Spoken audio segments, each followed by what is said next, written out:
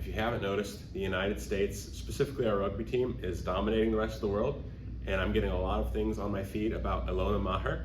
Apologies if I'm mispronouncing your name.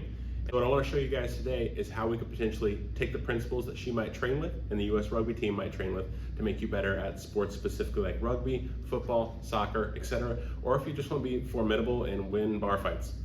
So first, let's talk a little bit about what rugby players need. One of the main skills that rugby players need is going to be speed and agility. You can see this when they're running across the field, trying to break tackles and generally evading their opponents. Next is going to be strength and power. This is where Ilona really shines. She can break tackle after tackle. And then lastly is going to be endurance. In rugby, you only get 8 substitutions per match, so you have to be able to go for a long period of time. I know I couldn't handle it. Next question you have to ask is, how are these skills best developed? For speed and agility, these skills are oftentimes best developed in sport practice, either games, short-sighted practice, or individual drills. So we can kind of check that one off. We probably won't be visiting it here in the gym. Strength and power specifically are stepping stones to being very quick and very agile.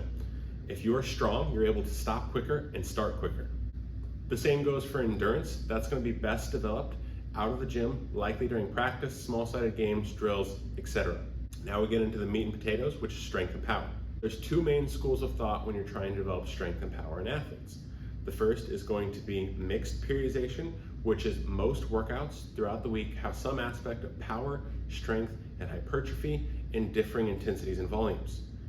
The other option that you have is what's known as linear or block periodization, where you go through a phase of, let's say, muscle building, then a phase of strength building, then a phase of building power. The literature shows that if you don't have impending competitions or a very stringent competition schedule, to do mixed periodization so you're getting frequent touches on all of these skills and adaptations. So within mixed periodization, let's talk about our highest priority as a rugby player, which is going to be power. Power is very much a skill that gets interfered with very easily if you're fatigued. So it comes first in the workout, almost without exception. There are 2 main types of power that we're going to talk about. Speed strength, which is going to be 30% of 1RM roughly, oftentimes body weight.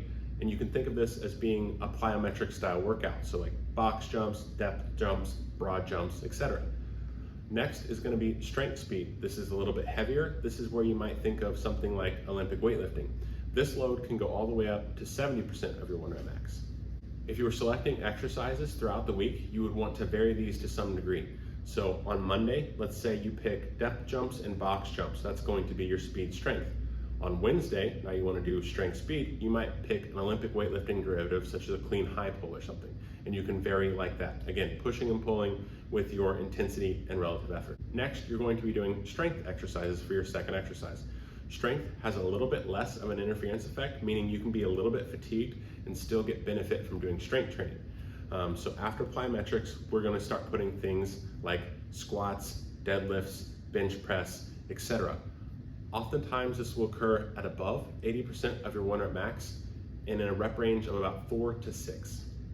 So first you have your plyometrics and your Olympic weightlifting derivatives or your power stuff. And then next you have your strength stuff, again, squats, deadlifts, bench press, etc. There are many other movements, but these are 3 that are very, very beneficial for rugby players. Lastly is going to be hypertrophy and accessory. So there are going to be aspects of a rugby player's physiology where they might be particularly prone to injury because of overuse or under-strengthening, or they might just be under-muscled. So this is a prime time to start adding in some hypertrophy work and some injury prevention accessory work. Something like walking lunges to build up strength in different planes of movement, side lunges, leg press, etc. Oftentimes, this will occur with weights between 60 to 80% of your 1RM max, and it'll usually occur somewhere between 6 to 15 reps. Some key areas that rugby players might need to develop would be overall leg strength, glute strength, lower back strength, and upper body pressing ability, so like chest and bench press strength. So those are the 3 characteristics that you're very much going to want to develop if you're in a sport similar to rugby or at all interested in this. And this is the order and the way in which you can consider picking exercise to be the best rugby player that you can be, or be the best you can be at bar fights. Looking at you, Jake Gyllenhaal.